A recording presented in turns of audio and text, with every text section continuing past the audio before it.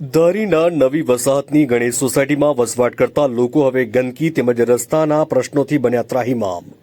અગાઉ રહીશો દ્વારા આ સમસ્યાને લઈને અવારનવાર વહીવટી તંત્રને રજૂઆત કરી છે, પરંતુ આ રજૂઆતને લઈ આજ દિન સુધી કોઈ નક્કર કામગીરી તંત્ર દ્વારા કરવામાં આવતી જ નથી। ટૂંક સમયમાં ચોમાસાની શરૂઆત થઈ જશે ત્યારે આ આખો વિસ્તાર એકદમ ગંદકીથી ફેલાયેલો હોય એવું ચિત્ર ઉપસી આવે છે। ગણેશ સોસાયટીના રહીશોની માત્ર એક જ માંગણી છે કે વહીવટી તંત્ર દ્વારા અમારી જે મુખ્ય સમસ્યાઓ છે તેનો હલ કરવામાં આવે। રિપોર્ટર સંજય વાઘેલા, અમરેલી।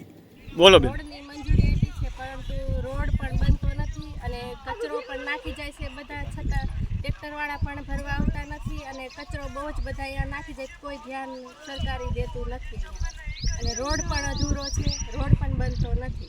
આ કેટલા સમયથી હાલે છે? આ રેવા એવા ત્યાંથી 10 વર્ષથી આવું જ હાલે છે અહીંયા, કોઈ ધ્યાન દેતું નથી? નહીં, કોઈ ધ્યાન નથી દેતું। સરકારશ્રીને શું કહેવા માંગો તમે?